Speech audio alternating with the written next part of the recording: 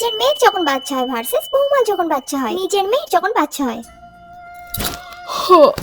ওহ, এই মনা তুই উঠছিস কেন? শো। মা তুমি সকাল থেকে কাজ বাজ করছো, আমি একটু রান্নাটা করে দিই। ঠিক আছে, আমি করে নেব।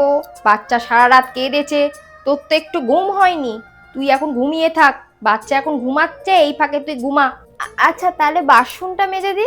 তোর মা আছে তো নাকি, সব কাজ করে নেবে, তোর ওই নিয়ে কোনো চিন্তা করতে হবে না, তুই ঘুমা। ঠিক আছে, তুই নিজের শরীরটাকে দেখ, শরীরটাকে দেখ। এই অবেলায় শুয়ে আছো কেন বৌমা? মা সারা রাত আমার ঘুম হয়নি, বাচ্চাটা সারা রাত কেঁদেছে।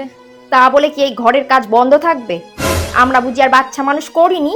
বলছি আমি একটু পরে করে দিই। না না, এখনই করো, কাজ করো, দেখবে শরীর ভালো থাকবে, বুঝছো? আর বলছি কি শোনো বৌমা, বাসনগুলো কলতলায় আছে পড়ে, একটু বাসনগুলো মেজে দিও, আর একটু রান্নাটাও করে নিও, খোকা আসবে একটু পরে। ঠিক আছে। আমার কোমরটায় আবার লেগেছে বুঝছো, আমি একটু গিয়ে শুই।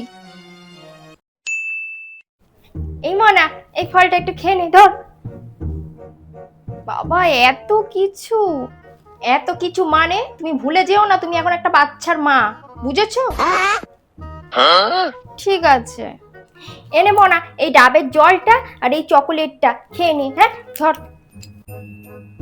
তোর পায়েস খেতে ইচ্ছা করছিল না, তুই সেদিনকে আমায় বলছিলিস, তোর জন্য এক হাঁড়ি পায়েস করেছি, আর এই এক হাঁড়ি পায়েস তুই একাই কিন্তু খাবি, বলে দিচ্ছি। বলছি কি মা, বলছি ফল আছে, আমি না ভাত টাত খেতে পাচ্ছি না, খুব গাটা গুলাচ্ছে। কি খাবে? ফল, একটু ফল খেতাম। ফল খেলে আর এই সংসার চলবে? তুমি জানো ফলের কত দাম? ভাত খাও, ভাত খেলে গায়ে শক্তি বাড়বে। কাঁদে না, কাঁদে না, আরে কাঁদে না, কাঁদে না। ওমা আমার সোনা মোনা কাঁদছে কেন?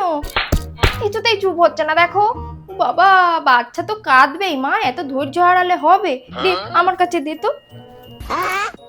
এই যে ছোনা, তোমার দিদুন আছে, তোমার দিদুন তোমাকে চুপ করিয়ে দেবে।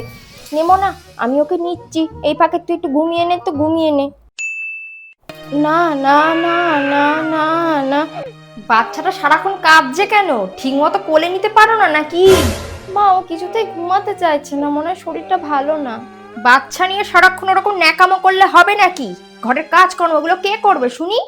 কাঁদছে নাকি ইচ্ছা করে চিমটি কেটে কাঁদাচ্ছ, যাতে ঘরের কোনো কাজ করতে না হয়? যত বাহানা একেবারে। মা, হ্যাঁ মা, হ্যাঁ মা, কি হয়েছে? বলছি যে আমার কোমরে খুব ব্যথা লেগেছে। কোমরে ব্যথা? ও বাবা গো, এক্ষুনি ফোন করতে হবে। হ্যালো ডক্টর, এমার্জেন্সি আছে। মা বলছি কি, আমার না কোমরে খুব লেগেছে। কাজ করো, এরকম সবারই একটু আধটু হয়।